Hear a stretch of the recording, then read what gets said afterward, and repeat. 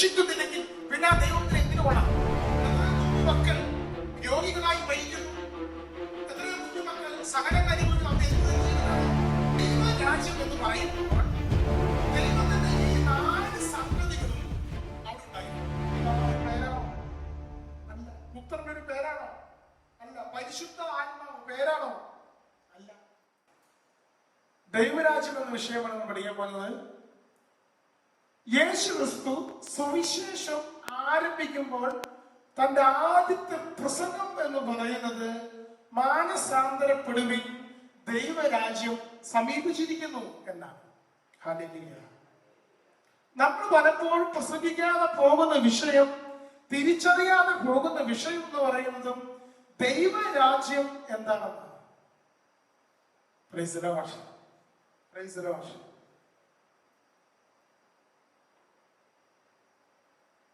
ദൈവരാജ്യം എന്താണെന്ന് നമ്മൾ പഠിക്കണം. ഒരു രാജ്യം എന്ന് പറയുന്നത്, അതിന്റെ ഫിലോസഫിക്കലി പറയുകയാണെങ്കിൽ, ഒരു രാജ്യം എന്ന് പറയുന്നത് ഒരു രാജാവിന്റെ അധികാരം അവിടെ ഉണ്ടായിരിക്കണം. രാജാവിന്റെ അധികാരം ഉണ്ടായിരിക്കണം. രാജാവിന്റെ അറിവ് ഉണ്ടായിരിക്കണം. രണ്ടാമത്തെ കാര്യം അറിവ്. നമ്മൾ എഴുതിയിരുന്നോളൂ.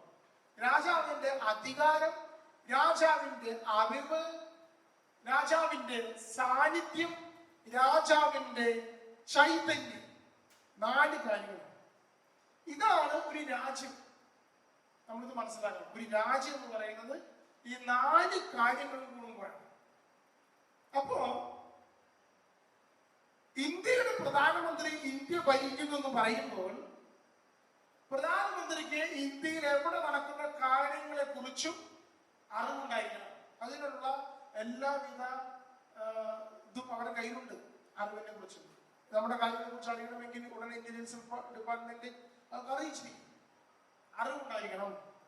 ഇതിന്റെ മേൽ എല്ലാറ്റിന്റെയും മേൽ ഒരു അധികാരം രാജാവിനുണ്ടായിരിക്കണം. ഇന്ത്യൻ പ്രധാനമന്ത്രിക്ക് ഉണ്ടായിരിക്കണം. അതുപോലെ എവിടേക്ക് കടന്നു വരുവാൻ ഇന്ത്യൻ പ്രധാനമന്ത്രിക്ക് കഴിയണം.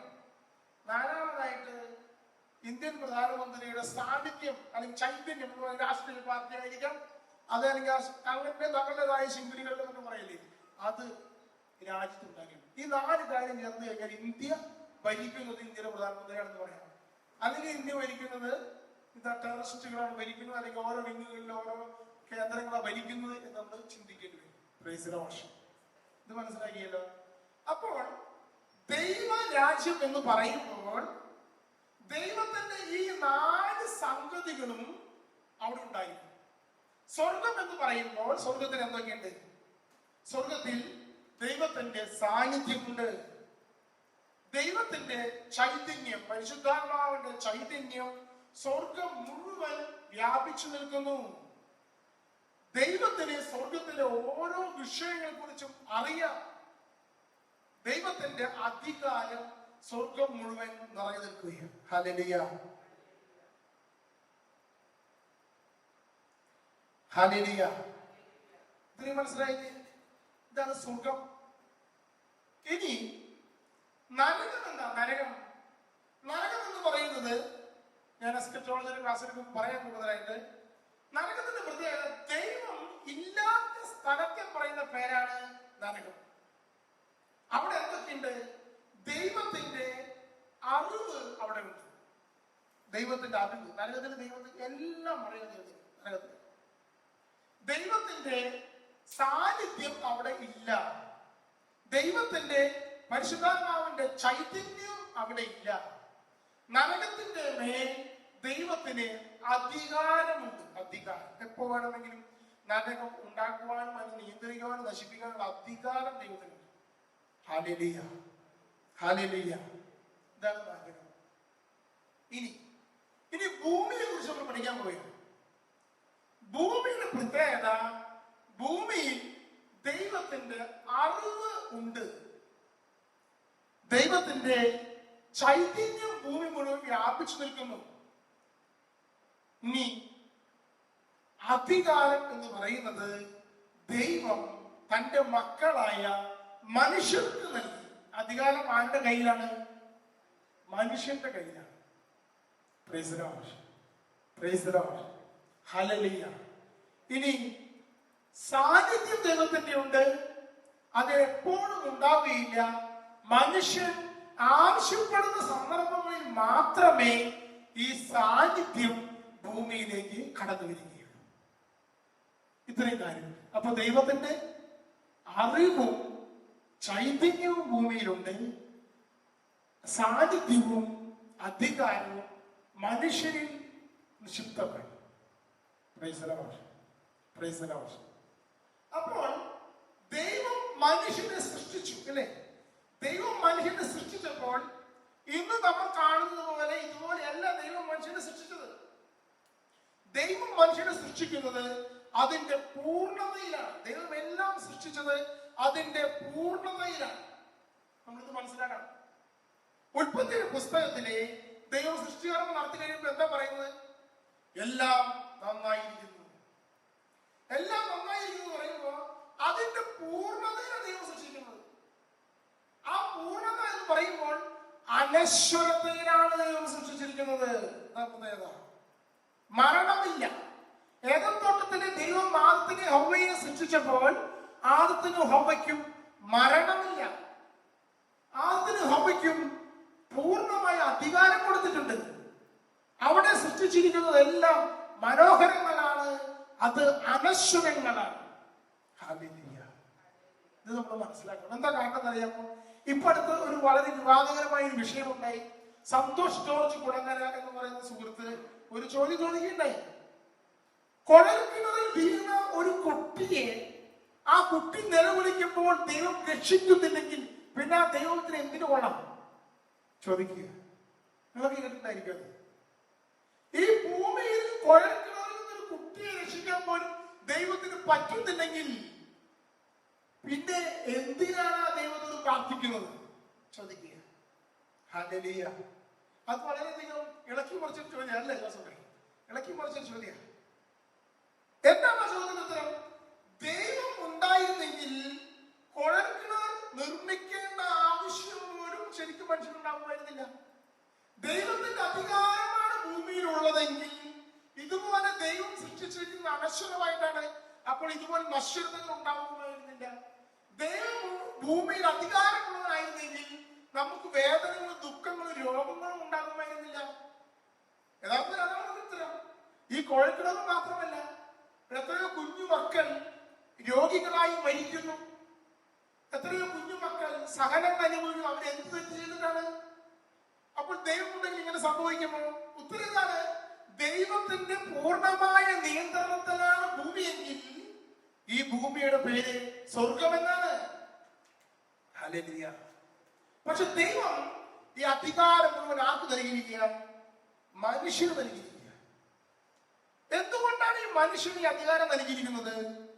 ദൈവം മനുഷ്യന് ഈ അധികാരം നൽകിയിരിക്കുന്നത് നാം ദൈവത്തിന്റെ മക്കളായതുകൊണ്ടാണ്. ഇത് നമ്മൾ മനസ്സിലാക്കണം. നാം ദൈവത്തിന്റെ മക്കളാണ്. ഇപ്പോൾ എന്റെ വീട്ടിൽ 3 മക്കളുണ്ട്. അപ്പോ എന്റെ മകളോട് ഞാൻ പറഞ്ഞു, മകളെ മുകളിൽ നിന്ന് തുണികൾ എടുത്തു കൊണ്ടുപോവാ എന്ന് പറഞ്ഞു. അപ്പൊ അവള് പറഞ്ഞു പറ്റില്ല. പറ്റില്ലാന്ന് പറയുമ്പോ ഞാൻ അവളോട് എന്ത് പറഞ്ഞു, സോപ്പ് കെട്ട് പതപ്പിച്ച് ആ മോളിൽ പോയി എടുത്ത് കൊണ്ടുപോയി എടുത്തുകൊണ്ട്. അപ്പൊ എന്താ കാരണം? എനിക്ക് അധികാരം ഉണ്ടായിരുന്നെങ്കിൽ ഞാൻ അവളോട് കൽപ്പിക്കും, മുകളിൽ നിന്ന് നീ പോയി ഡ്രസ് എടുത്ത് കൊണ്ടുവരിക എന്ന് പറഞ്ഞാൽ അവളത് അതെ എന്ന് പറഞ്ഞുകൊണ്ട് പോയി ചെയ്തു വന്നേനെ. അവൾക്ക് ഞാൻ സ്വാതന്ത്ര്യം കൊടുത്തത് കൊണ്ടാണ് അതിനോട് നോ പറയുവാനും അവൾക്ക് അധികാരം ലഭിച്ചിരിക്കുന്നത്. Hallelujah, hallelujah. മനസ്സിലാക്കാൻ സാധിക്കുന്നുണ്ടോ? ദൈവം മനുഷ്യനെ അധികാരം കൊടുത്തത് കൊണ്ട് ദൈവത്തോട് നോ പറയുവാനും ദൈവത്തോട് യെസ് പറയുവാനും ആ സ്വാതന്ത്ര്യം ഉപയോഗിക്കാൻ മനുഷ്യന് സാധിക്കും. കാരണം മനുഷ്യൻ മക്കളാണ്. ഇപ്പൊ എനിക്ക് എന്റെ വീട്ടിൽ വേലക്കാരുണ്ടെന്ന് കരുതുക. അവരോട് കൽപ്പിക്കും, നിങ്ങൾ പോയി അത് ചെയ്യും എന്ന് പറഞ്ഞാൽ അവർക്ക് മറുത്തൊരു ഉത്തരവ്. അവർ നേരെ പോയി ആ ജോലി ചെയ്തിട്ട് പോയി. ഹല്ലേലൂയ. വേറെ ചെയ്യാൻ പറ്റും, അവർക്ക് ചെയ്ത് തീരും. അപ്പോൾ എന്റെ അടിമകളാണ്, എന്റെ സേവകരാണ് എങ്കിൽ എനിക്കത് കൽപ്പിക്കാം, അവരതനുസരിക്കാൻ ബാധ്യസ്ഥരുമാണ്. പക്ഷെ എന്റെ മക്കളാണെങ്കിൽ അതല്ല സ്ഥിതി. അവർക്കത് അനുസരിക്കാതിരിക്കാനും അധികാരം.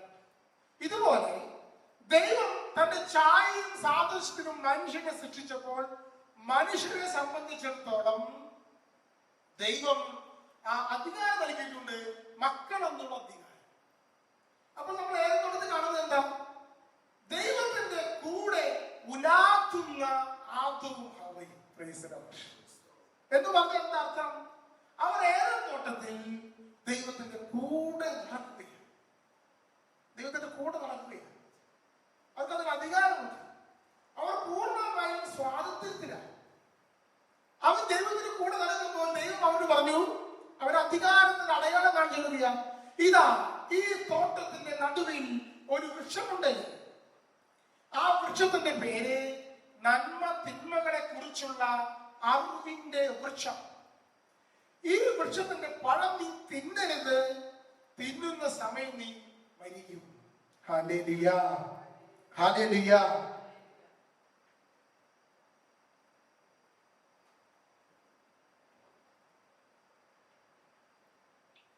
അപ്പോൾ ഈ വൃക്ഷത്തിന്റെ പഴം തിന്നാനും തിന്നാതിരിക്കാനുമുള്ള ഒരു സ്വാതന്ത്ര്യം ദൈവം ആർക്ക് കൊടുത്തു? ആർക്ക് കൊടുത്തു? മനുഷ്യന് കൊടുത്തു. മനുഷ്യന് കൊടുത്തു. മനുഷ്യന്റെ വേണം. അപ്പോൾ ദൈവം പറയുന്ന കാര്യം തന്നെ, ഇതാ ഭൂമി നിന്റെ മേൽ, ഭൂമിയുടെ മേൽ അധികാരം നിനക്ക് തന്നിരിക്കുന്നു. അതിനാണ് അയാൾ എന്താണെന്നറിയാമോ?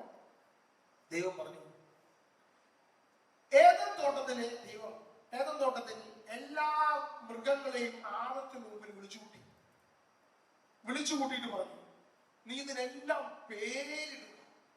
എന്താ പറഞ്ഞത്?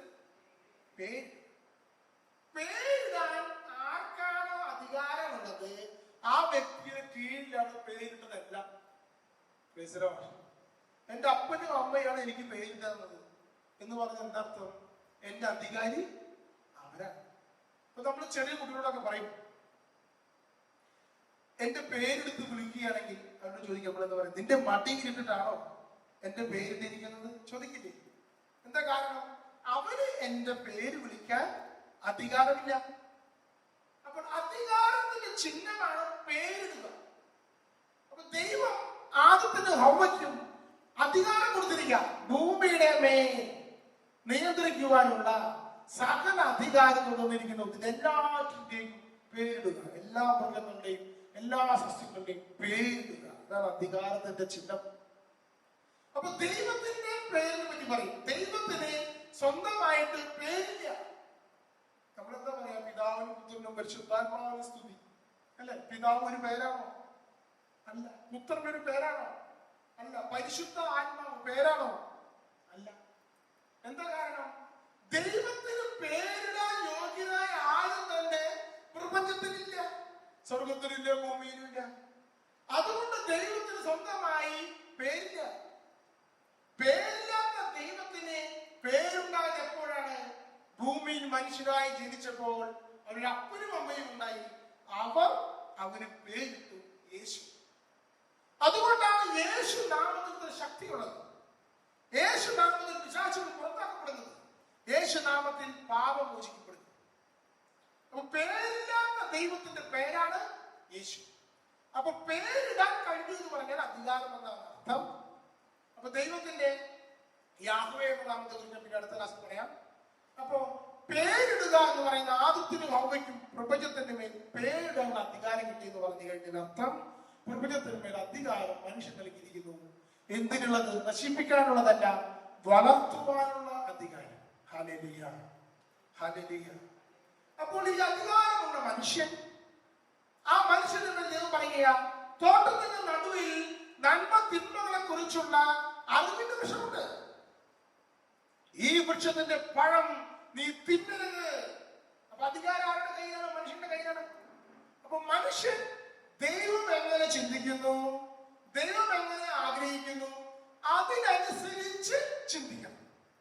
ദൈവത്തിന്റെ ഇപ്പോഴുള്ള എന്റെ ജീവിതത്തിലുള്ള ഇഷ്ടം എന്താണോ ആ ഇഷ്ടമനുസരിച്ച് മനുഷ്യൻ ചിന്തിക്കണം. മനസ്സിലായോ? ഇപ്പോൾ ഞാൻ ഇവിടെ ഇരിക്കണമെന്നാണ് ദൈവം ആഗ്രഹിക്കുന്നതെങ്കിൽ ആ ദൈവത്തിന്റെ ഇഷ്ടമനുസരിച്ച് ഞാൻ ഇവിടെ ആയിരിക്കണം. അത് വേണോ വേണ്ടോ എന്ന് ചിന്തിക്കാൻ അധികാരം ആക്കണ്ടേ? എനിക്ക് നിങ്ങൾക്കുമുണ്ട്. ഇവിടെ വരണോ വരണ്ടേ എന്ന് ചിന്തിക്കാൻ അധികാരം നിങ്ങൾക്ക് എനിക്കുമുണ്ട്. എന്നാൽ ഇവിടെ ആയിരിക്കണമെന്നാണ് ദൈവത്തിന്റെ ഹിതമെങ്കിൽ നാം ഇവിടെ ആയിരിക്കും. ഹല്ലേലൂയ. പലപ്പോഴും നമ്മൾ പറയാറുണ്ട് വിധി എന്ന് പറഞ്ഞൊരു സംഭവം. വിധി എന്താ പറയാ?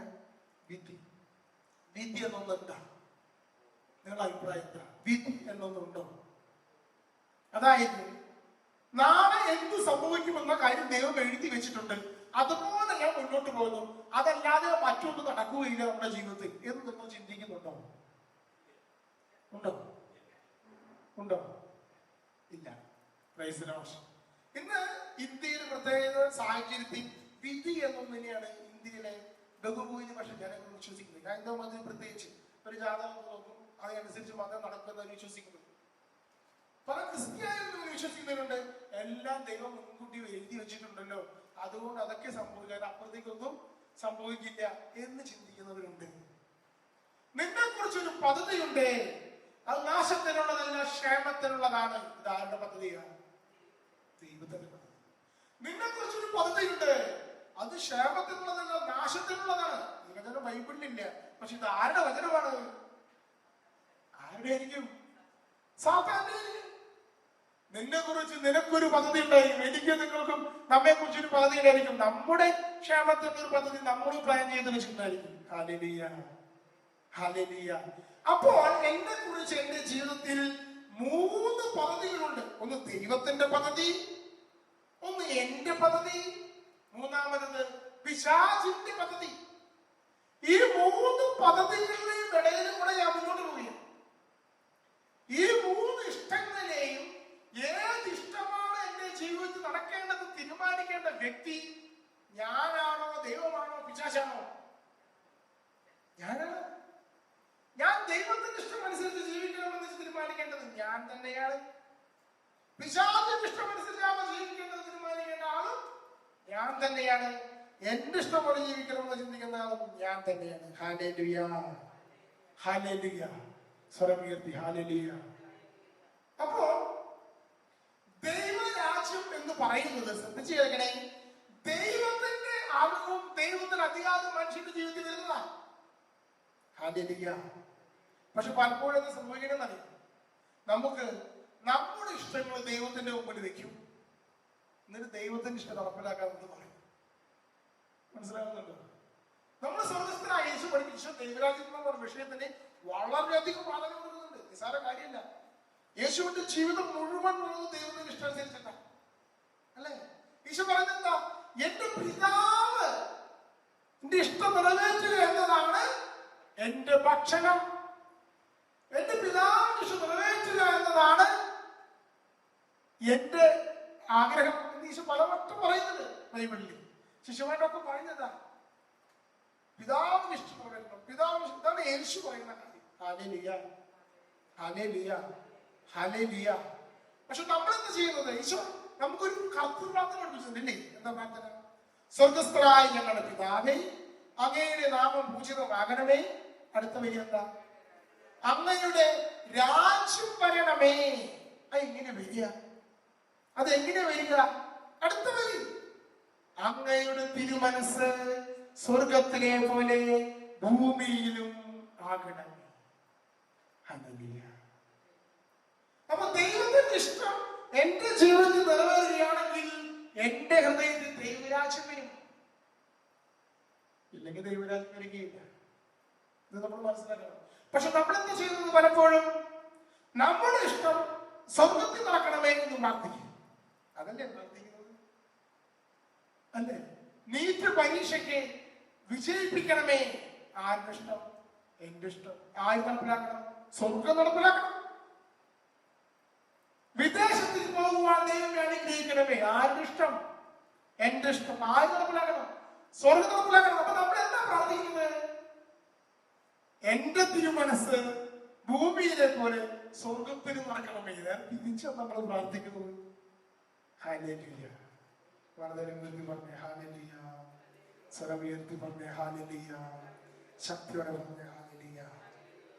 പ്രിയപ്പെട്ട സഹോദരങ്ങളെ, ദൈവം ആദത്തിനെ ഹവ്വയെ ഏതോടത്തിലാക്കിയപ്പോ ദൈവം ആദത്തിനോട് പറയുന്ന കാര്യമാണ്, നിങ്ങൾ നന്മ തിന്മയുടെ വൃക്ഷത്തിന്റെ പഴം തിന്നരുത്. ആ തിന്നുന്ന നിമിഷം നീ മരിയും. ഇതാണ് ദൈവത്തിന്റെ ഇഷ്ടം, ഇതാണ് ദൈവത്തിന്റെ ഹിതം. വ്യക്തമായോ? വ്യക്തമായോ? അപ്പോൾ ആദത്തിന്റെ ഹവ്വയുടെ അരികിലേക്ക് പിശാച് സർപ്പത്തിന്റെ രൂപത്തിൽ വന്ന് പറയുകയാണ്, ഇതല്ല ശരി, ഇതല്ല ശരി. ദൈവം ഈ പറഞ്ഞ കാര്യം ശരിയല്ല. യഥാർത്ഥത്തിൽ നിങ്ങൾ അത് ഭക്ഷിച്ചാൽ നിങ്ങൾ ദൈവത്തെ പോലെയാകും. ഹല്ലേലൂയ. ഇതാണ് പിശാച് അവരോട് പറയുന്നത്. എന്താണ് ഈ നന്മ തിന്മകളുടെ വൃക്ഷത്തിന്റെ ഫലം? എന്താണത്? എന്താണ് നന്മ തിന്മകളുടെ വൃക്ഷത്തെ കുറിച്ചുള്ള ഫലം? ഹല്ലേലൂയ. പറയാൻ സാധിക്കുമോ? പറയാൻ സാധിക്കുമോ? നിങ്ങൾ ആരെങ്കിലും വീട്ടിൽ ഈ പഴം വളർത്തുന്നുണ്ടോ? വളർത്തുന്നുണ്ടോ? ഉണ്ടോ? ഹല്ലേലൂയ. സിംബോളിക്കാണ്. എന്താണ് സിംബോളിക്? എന്താണ് അതിന്റെ സിംബോളിക്?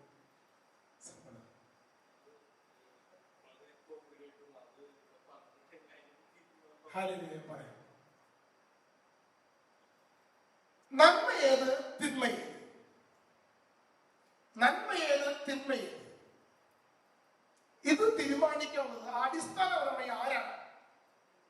ദൈവം. ദൈവത്തിന്റെ നന്മയും തിന്മയും ഇന്നതാണ്. ഈ പഴം നീ തിന്നരുത്, അതാണ് ദൈവത്തിന്റെ നന്മയും തിന്മയും. അപ്പൊ ദൈവം പറയുന്ന നന്മയാണ് മനുഷ്യ ഹൃദയത്തിൽ അടിസ്ഥാനപരമായി എഴുതി വെച്ചിട്ടുള്ളത്. എന്റെ ഉള്ളിനുള്ളിൽ എഴുതി വെച്ചിട്ടുള്ള സത്യം ഇതാണ് നന്മ. ദൈവത്തിന്റെ കൂടെ നടക്കുന്ന ആദുഹവയും പാപം ചെയ്യുന്നില്ല. കാരണം എന്താണ്? അവന്റെ ഉള്ളിൽ എഴുതി വെച്ചിട്ടുണ്ട്, ഇന്നതാണ് നന്മ, ഇന്നതാണ് തിന്മ. തിന്മ എന്നതിനെ അധികം പോലുമില്ല. കാരണം എന്താ? ദൈവത്തിന്റെ കൂടെ അവൻ നടക്കുകയാണ്. അവന്റെ ജീവിതത്തിൽ നന്മ മാത്രമേ കാണാനുള്ളൂ, നന്മയിലൂടെ മാത്രമേ അവൻ നടക്കുന്നുള്ളൂ. ഹല്ലേലൂയ. കാരണം തിന്മയെ കുറിച്ച് അവൻ ചിന്തിക്കേണ്ട ആവശ്യമില്ല, അവനത് തിരഞ്ഞെടുക്കുന്നില്ല.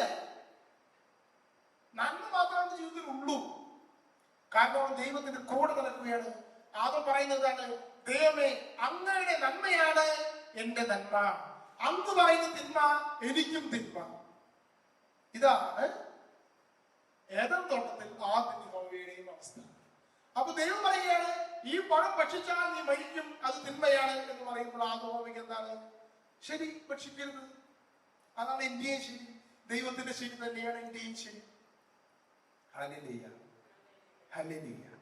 ഇതിന് പറയുന്ന വാക്ക് എന്താണ്? Ultimate truth. എന്താണ് പറയാ? മലയാളത്തിൽ പറയുമ്പോൾ യഥാർത്ഥ സത്യം.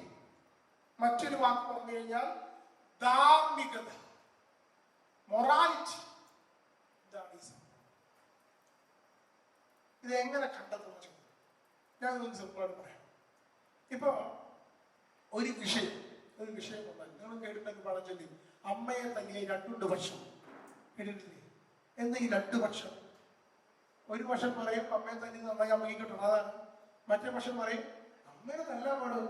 2 പക്ഷം. അപ്പൊ ഇതിൽ ഏതാ ശരി? അപ്പൊ 2 പേർക്ക് 2 ശരി വന്നു അല്ലേ? 2 പക്ഷത്തിൽ 2 ശരി വന്നു. അപ്പൊ ഇവരോട് ചോദിക്കാണ്, അമ്മയെ തന്നെ ഇത് ശരിയോ തെറ്റോ ചോദിക്കുക. അപ്പൊ ഒരു ശരിയാണ്, മറ്റാളുടെ ഇത് ശരിയോ തെറ്റോ? ശരിയല്ല, 2 പക്ഷം വന്നു. ഹല്ലേലൂയ. ഹല്ലേലൂയ. അപ്പൊ ഈ 2 പേര് 2 അഭിപ്രായം പറഞ്ഞു കഴിഞ്ഞാൽ നമ്മൾ എന്ത് ചെയ്യും? അതൊന്നും ഏതെങ്കിലും ഒന്നല്ലേ ശരിയുണ്ടാവുള്ളൂ, 2 ശരിയാവില്ലല്ലോ അല്ലേ? അപ്പൊ ശരി കണ്ടുപിടിക്കാൻ നമ്മൾ എന്ത് ചെയ്യും? ഒരു മധ്യസ്ഥനെ വയ്ക്കും. ഒരു മധ്യസ്ഥനെ വയ്ക്കും. വീണ്ടും 2 പേര് നമ്മൾ 2 അഭിപ്രായം വരുന്നത് വഴക്കാവുന്നു. നമുക്കൊരു എല്ലാവരും ഒരു സൊല്യൂഷൻ കണ്ടെത്താം. ഒരു മധ്യസ്ഥനെ വയ്ക്കാം. മധ്യസ്ഥനെ വെച്ച് ഈ മധ്യസ്ഥൻ ഈ 2 പേരെക്കാളും മോശമായ ഒരു വ്യക്തിയാണെങ്കിൽ നല്ല തീരുമാനം കിട്ടുമോ? കിട്ടില്ല. അപ്പൊ നമ്മൾ എന്ത് ചെയ്യണം? ഈ 2 പേരെയും ശരിയിൽ നല്ല ശരി കണ്ടെത്തണമെങ്കിൽ ഇതിൽ 2 പേരെക്കാളും നല്ലൊരു വ്യക്തിയെ നമ്മൾ പിടിച്ചിട്ട് മധ്യസ്ഥനാക്കണം. വേണ്ടേ? ഹല്ലേലൂയ. അപ്പൊ ആ ഒരു തീരുമാനം പറഞ്ഞ് നമ്മൾ അംഗീകരിക്കും. അപ്പൊ എന്ത് പറയും? നമ്മള് മധ്യസ്ഥൻ പറഞ്ഞ ശരിയാണ് എന്റെ ശരി, നമ്മളതാണ് പറയുന്നത് അല്ലേ? അങ്ങനെ ഒരു സമൂഹത്തിന് ഇതുപോലൊരു വിഷയം വരികയാണ്. ഏതാണ് ശരി ഏതാണ് തെറ്റ് നമ്മൾ എന്ത് ചെയ്യും? കുറെ പേർക്ക് പല ശരികൾ നിൽക്കുക. ഇത് ആരുടെ ശരിയാണെന്ന് അറിഞ്ഞുകൂടാ. അപ്പൊ എന്ത് ചെയ്യും? വോട്ടിനിടാന്ന് പറയും അല്ലേ? ഏറ്റവും കൂടുതൽ ആരുടെ അഭിപ്രായമാണ് ശരി, ആ ശരി നമുക്ക് സ്വീകരിക്കാം, മറ്റുള്ളവർ അംഗീകരിച്ചോളണം. ഹല്ലേലൂയ. വളരെ നിർത്തി പറഞ്ഞേ ഹല്ലേലൂയ. സർവ്വത്തി പറഞ്ഞേ ഹല്ലേലൂയ. ഇത് മനസ്സിലായോ പറഞ്ഞത്? ഇനി കുറച്ചുകൂടി കടുപ്പത്തിലേക്ക് വരാൻ പോവുക. ഇതിനെ ഇന്ന് നമ്മൾ പറയുന്ന പേരാണ് രാഷ്ട്രീയം. എന്താ പറയാ? രാഷ്ട്രീയം. രണ്ട് രാഷ്ട്രീയ പാർട്ടികൾ ഉണ്ടാകുന്നു. ഒരു പാർട്ടി ഇന്നതാണ് ശരികൾ എന്ന് പറയുന്നു, മറ്റൊരു പാർട്ടി അല്ല ഇന്നതാണ് ശരികൾ എന്ന് പറയുന്നു. ജനങ്ങൾ പറയുന്നു, വോട്ട് ചെയ്യാൻ പറയുന്നു. ഒരാൾ അതിന് പ്രതിനിധിയായി നിൽക്കുന്നു, മറ്റേതിന് പ്രതിനിധിയായി നിൽക്കുന്നു. അവിടെ ഇലക്ഷൻ നടത്തുന്നു, തെരഞ്ഞെടുപ്പ് നടത്തുന്നു, ശരികൾക്ക് നമ്മൾ വോട്ട് ചെയ്യുന്നു. അവർ ജയിക്കുമ്പോൾ അവർ തീരുമാനിക്കും നന്മയും തിന്മയും. അവർ പഞ്ചായത്തിലേക്ക് തെരഞ്ഞെടുക്കപ്പെട്ടു കഴിഞ്ഞാൽ പഞ്ചായത്ത് പ്രസിഡന്റിന്റെ അധ്യക്ഷതയിൽ അവര് മെമ്പർമാരിൽ നിന്നുകൊണ്ട് ഭരണസമിതി ഉണ്ടാക്കി അവർ നിയമങ്ങൾ എഴുതാൻ തുടങ്ങും. ഇതാണ് നന്മകൾ, ഇതാണ് തിന്മകൾ അല്ലേ? MLA-മാരെ തെരഞ്ഞെടുത്തു കഴിഞ്ഞാൽ MLA-മാര് നിയമസഭയിൽ ചെല്ലും. നിയമസഭയിൽ ചെന്ന് നിയമങ്ങൾ എഴുതാൻ തുടങ്ങും. ഇതാണ് ശരി, ഇതാണ് തെറ്റ്. Hallelujah, hallelujah. പാർലമെന്റിലേക്ക് നമ്മളിപ്പോൾ ഇലക്ഷൻ കഴിഞ്ഞു. അവർ പറഞ്ഞ കുറെ ശരികൾ പറയുന്നുണ്ട് അങ്ങോട്ടും ഇങ്ങോട്ടും. ആ ശരികളെ നമ്മൾ തെരഞ്ഞെടുത്തു. ഇതാണ് ശരി, ഇതാണ് തെറ്റ്. അത് എന്തറിയാം, സെക്രട്ടറി പറയാം. അപ്പൊ അവർ ഭരിക്കും. അതായത് നന്മ ഏത് തിന്മ ഏത് എന്ന് തീരുമാനിക്കാനുള്ള അധികാരം ദൈവത്തിന്റെ കയ്യിൽ നിന്ന് മനുഷ്യൻ പിടിച്ചെടുത്തതിന് പറയുന്ന പേരാണ് നന്മ തിന്മകളുടെ വൃക്ഷത്തിന്റെ പഴം.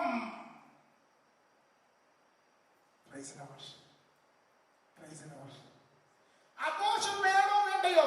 ദൈവം പറയുന്നു അബോർഷൻ പാടില്ല.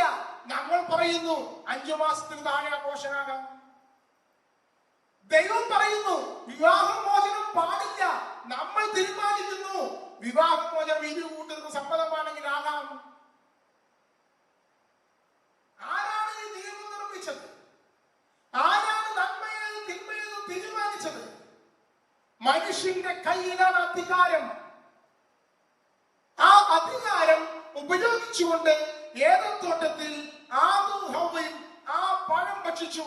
ഇനി ഞാൻ തീരുമാനിക്കും മൊറാലിറ്റി, ഞാൻ തീരുമാനിക്കും നന്മയും തിന്മയും, ഞാൻ തീരുമാനിക്കും എന്താണ് ധാർമ്മികത എന്ന് മനുഷ്യൻ പറഞ്ഞതാണ് നന്മ തിന്മകളുടെ വൃക്ഷത്തിന്റെ പഴം ഭക്ഷിക്കുക എന്നത്. Hallelujah, hallelujah, praise the Lord. ഇത് മനസ്സിലായോ? ഇവിടെയാണ് മതം ആരംഭിക്കുന്നത്. മതങ്ങളുടെ ആരംഭം ഇവിടെയാണ് മനുഷ്യന്റെ രാജ്യം സംഭവിക്കുന്നത്. എന്താണ് മതം? ഇങ്ങനൊരു സന്ദർഭത്തില് സ്വയം തീരുമാനം എടുക്കാൻ തുടങ്ങി കഴിഞ്ഞപ്പോൾ ഒരു സമൂഹം ഒരുമിച്ചിട്ട് തീരുമാനിക്കുകയാണ്. അവരവരൊരു നേതാവിനെ കണ്ടെത്തുന്നു, ശ്രീ ബുദ്ധൻ. ബുദ്ധൻ എന്തു പറയുന്നു അത് ഞങ്ങളുടെ ശരി. ബുദ്ധൻ ഓരോ നിയമങ്ങൾ പറയുന്നു. ആ നിയമങ്ങൾ ശിഷ്യന്മാർ എഴുതിയെടുക്കുന്നു. അത് ശിഷ്യന്മാർ പ്രചരിപ്പിക്കുന്നു. അത് അവർ തീരുമാനിക്കുന്നു. അത് ശരിയാണല്ലോ, നല്ലതാണല്ലോ പറയുന്നത്, നല്ല മനുഷ്യനാണല്ലോ പറഞ്ഞത്, നല്ല കാര്യങ്ങളാണല്ലോ പറഞ്ഞിരിക്കുന്നത്. അവരത് അംഗീകരിക്കുന്നു. അതിന്റെ മീതെ ഒരു രാജാവ് ഉണ്ടാക്കുന്നു. ആ കുറെ ആളുകളുടെ ഇഷ്ടങ്ങൾ ശരിയെന്ന് പറയുന്നത് തീരുമാനിക്കുമ്പോൾ അതിനൊരു രാജാവ് ഉണ്ടാവുകയും ആ രാജാവ് അതിനെ പ്രൊമോട്ട് ചെയ്യുകയും ചെയ്യുമ്പോൾ മതം ഉത്ഭവിക്കുന്നു. മതം ജനങ്ങൾക്കിടയിൽ കടന്നു വരുന്നു. അതൊരു ഭരണഘടനയായി മാറുന്നു. അതിന്റെ അടിസ്ഥാനത്തിൽ രാജാവ് ജനതയെ ഭരിക്കുന്നു. ബുദ്ധമതം ഇങ്ങനെ ആരംഭിച്ചത്. അശോകന്റെ കാലത്ത് അത് വളരെയധികം ശക്തി പ്രാപിച്ചു. ഹിന്ദുമതം ഇങ്ങനെ തന്നെയാണ്. അവരുടേതായ ഒരു മതം, അവരുടെ അഭിപ്രായങ്ങൾ, ചാതുർവർണ്ണ വ്യവസ്ഥ, കാര്യങ്ങളൊക്കെ തീരുമാനിക്കുന്നു. അതനുസരിച്ച് തിരുവിതാംകൂർ രാജ്യം എന്ന് പറയുന്ന രാജ്യം, രാജാവ് തന്റെ രാജ്യത്തെ അനന്തപത്മനാഭന് അടിയറ വയ്ക്കുന്നു. എന്റെ രാജ്യത്തിന്റെ ഭരണഘടന ഈ മതമാണെന്ന് പറയുന്നു. ഈ മതം അനുസരിച്ച് ഞാൻ രാജ്യം ഭരിക്കാൻ പോകുന്നു. ആ മതത്തിന്റെ നിയമങ്ങൾ ഓട്ടോമാറ്റിക്കലി ജനങ്ങളുടെ ഉള്ളിലുണ്ട്. അതനുസരിച്ച് രാജാവ് രാജ്യം ഭരിക്കുന്നു. ഇസ്ലാം മതം ഇങ്ങനെ തന്നെ ആരംഭിക്കുന്നു. മുഹമ്മദ് നബി നിയമങ്ങൾ എഴുതി ഉണ്ടാക്കിയിരിക്കുന്നു. മതത്തിന്റെ ബേസിൽ കുറെ നിയമങ്ങൾ ഉണ്ടാകുന്നു. ആ നിയമത്തെ അംഗീകരിക്കുന്ന ഒരു ജനത ഉണ്ടാകുന്നു. അംഗീകരിക്കാത്തവരെ മേൽ അംഗീകാരം നൽകുന്ന രീതിയിൽ രാജാവ് അധികാരം ഉപയോഗിക്കുന്നു. ആ സമൂഹത്തെ നയിക്കാനുള്ള ഭരണഘടനയായി അത് മാറുന്നു. ഇതാണ് മതം. അപ്പോഴാണ് ദൈവത്തിന്റെ നിയമങ്ങളും ദൈവത്തിന്റെ ശരികളും മാത്രമാണ് ശരികൾ എന്ന് പറഞ്ഞുകൊണ്ട് യേശു ക്രിസ്തു കടന്നു വന്ന് പഠിപ്പിക്കുന്നതും അതും ഒരു മതമായി മാറുന്നതും അത് ദൈവത്തിന്റെ ഇഷ്ടം മാത്രം നടക്കുന്ന ധാർമ്മികതയെ സത്യത്തിൽ മനസ്സിലാക്കുന്ന ഒരു ജനതയായി രൂപാന്തരപ്പെടുന്നു. ക്രിസ്തു മതത്തിന്റെ ഒരു ഭരണഘടന. ഇങ്ങനെ നന്മതിന്മകളെ കുറിച്ചുള്ള അധികാരം മനുഷ്യന്റെ കൈ കിട്ടുമ്പോൾ എന്ത് സംഭവിക്കും? രണ്ട് രീതിയിലുള്ള ഭരണമുണ്ട്. ജനാധിപത്യം മാത്രമല്ല ഉള്ളത്, മറ്റൊരു ഭരണം കൂടി ഉണ്ട്. എന്താ ഭരണം? സ്വേച്ഛാധിപത്യം, ഗുണ്ടായിസം. നമ്മുടെ നാട്ടിലൊരു ഗുണ്ടയുണ്ട്. ആ ഗുണ്ട അവിടെ മുഴുവൻ കീഴടക്കി. പോലീസ് കൊണ്ട് നടക്കില്ല. ഗുണ്ട പറഞ്ഞത് നടക്കുക. അവൻ പറഞ്ഞെന്തോ അത് അംഗീകരിച്ചേ മതിയാക്കും അവിടുത്തെ ജനങ്ങൾ. അത്ര ശക്തമായ ഒരു ഗുണ്ടയാണ്.